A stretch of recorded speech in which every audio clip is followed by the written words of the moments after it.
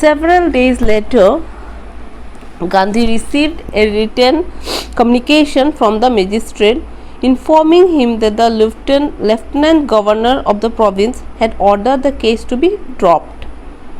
Civil disobedience had trumped the first time in modern India. Gandhi and the lawyers now proceeded to conduct a far-flung inquiry into the grievances of the farmers. Depositions by about 10,000 peasants were written down and notes made on the other evidence. Documents were collected. The whole area throbbed with the activity of the investigators and the vehement protest of the landlords. After some days, the magistrate sent a letter to Gandhiji in which it was written that as per the orders of the deputy governor, the case against him had been taken back. It was for the first time in modern India that a peaceful protest against the government had been won. Gandhi and other lawyers carried on with in-depth investigation into the injustice with the farmers. Statements of about 10,000 peasants were recorded and various documentary proofs were collected. The whole area vibrated with activity, the investigators and the protesting landlords.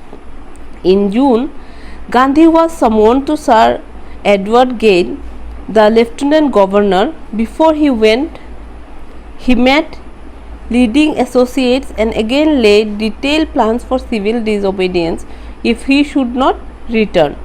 Gandhi had protracted interviews with the lieutenant governor, who as a result appointed an official commission of inquiry into the indigo sharecroppers' situation.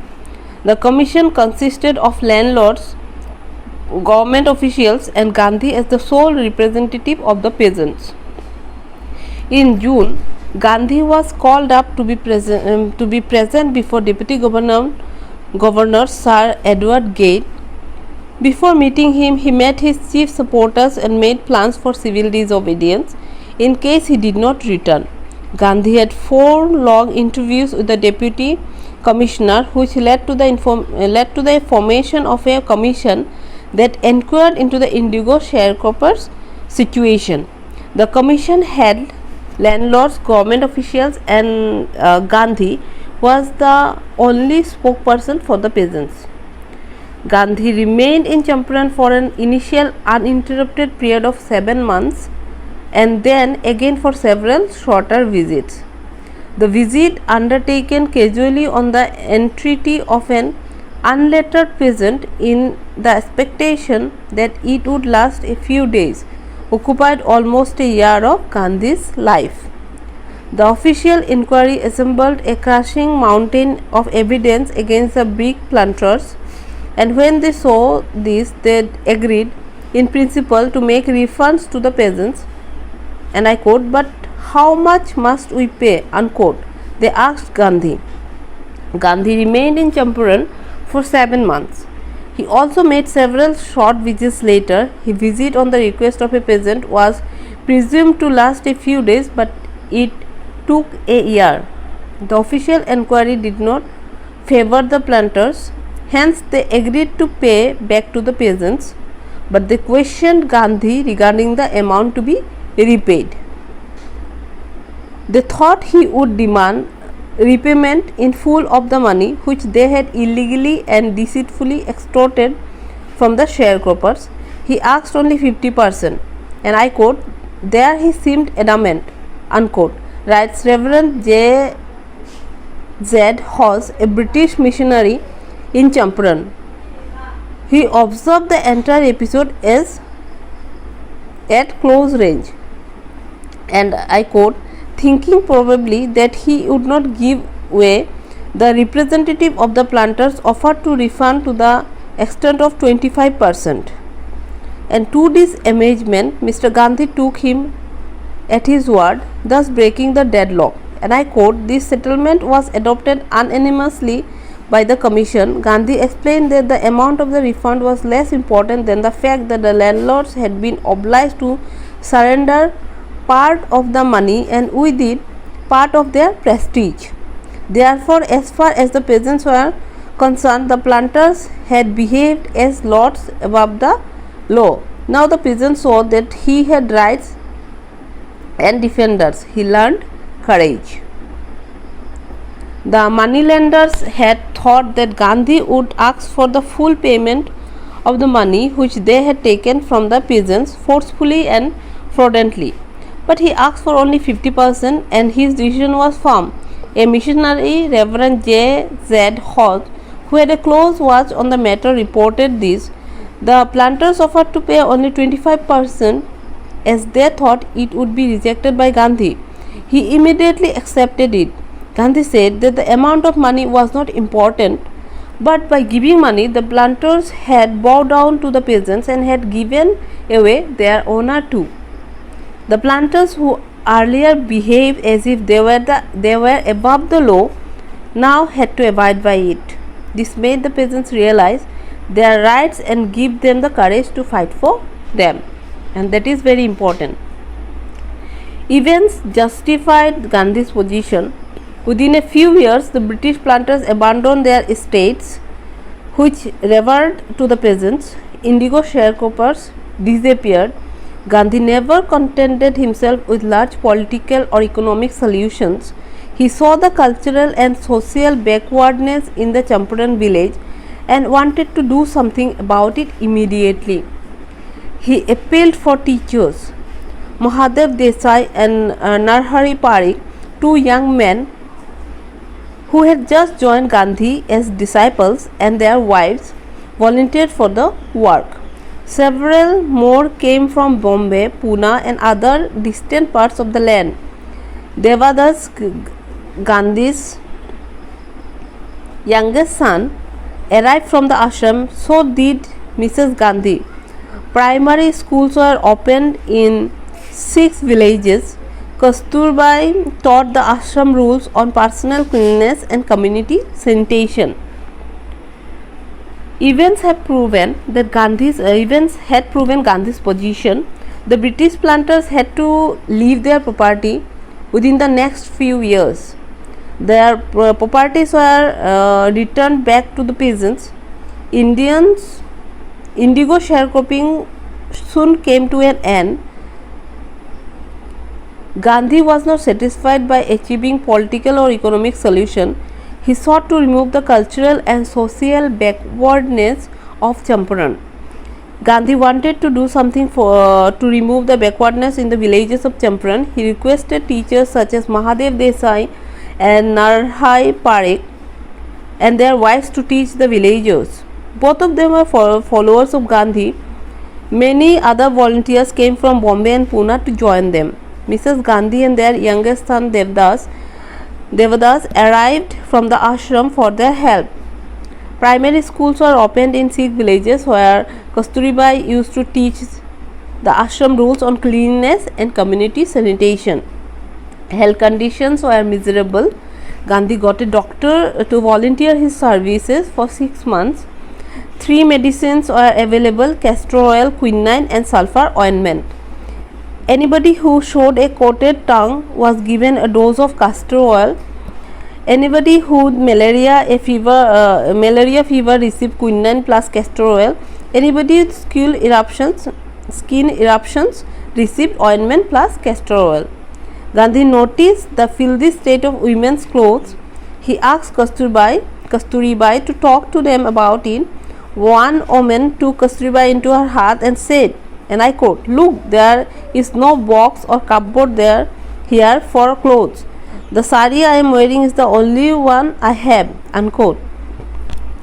The health conditions of the people of Champaran were very poor, so Gandhi got a doctor who offered his services free of cost for 6 months.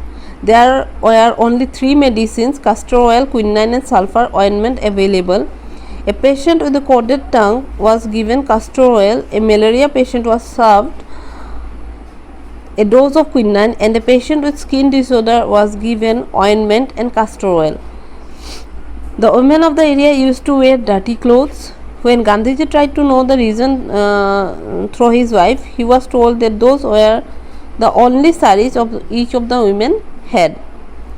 During his long stay in Champaran, Gandhi kept a long distance watch on the ashram. He sent regular instructions by mail and asked for financial accounts. Once he wrote to the residents that it was time to fill in the old latrine trenches and dig new ones, otherwise the old ones would begin to smell bad.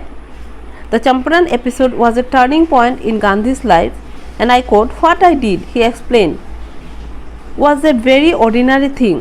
I declared that the British could not order me about in my own country," unquote.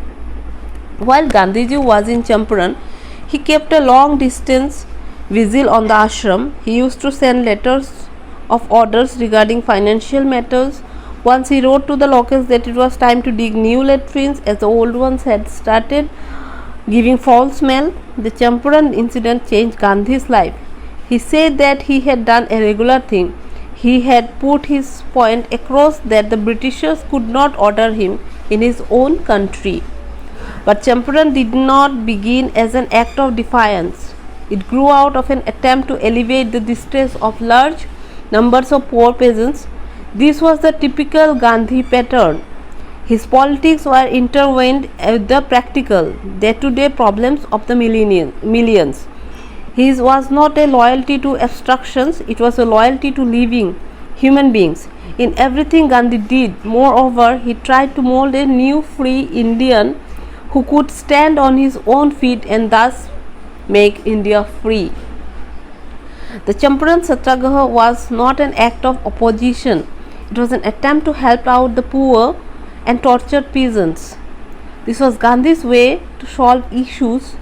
His politics was knitted up with the everyday problems faced by the millions of people.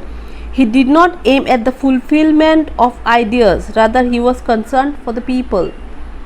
The basic idea was to serve humanity and to make a free Indian who could stand for his own rights. Early in the Champaran action, Charles Freer Andrews, the English pacifist who had become a devoted follower of the Mahatma, came to bid Gandhiji farewell before going on a tour of duty to the Fiji Islands. Gandhiji's lawyer friends thought it would be a good idea for Andrews to stay in Champaran and help them. Andrews was willing if Gandhi agreed, but Gandhi was vehemently opposed, and he said, and I quote, "You think that in this unequal fight it would be helpful if we have an Englishman on our side. This shows the weakness of your heart. The cause is just and you must rely upon yourselves to win the battle. You should not seek a prop in Mr. Andrews because he happens to be an Englishman, unquote. He had read our minds correctly," unquote. Rajendra Prasad comments, "And we had no reply. Gandhi in this way taught us a lesson in self-reliance. But Gandhi was vehemently opposed. He said, and I quote, "You think that in this unequal fight it would be helpful if we have an Englishman on our side? This shows the weakness of your heart. The cause is just and you must rely upon yourselves to win the battle. You should not seek a prop in Mr. Andrews because he happens to be an Englishman. He had read our minds correctly," unquote. Rajendra Prasad comments, quote, "And we had no reply. Gandhi in this way taught us a lesson in self-reliance," unquote. Self-reliance, Indian independence and help to sharecroppers were all bound together. Charles Freer Andrews was a peacemaker, visited Gandhi before going on a tour of duty to the Fiji Islands. Gandhi's lawyer friends wanted Andrews to stay at the ashram and help them, but Gandhi refused.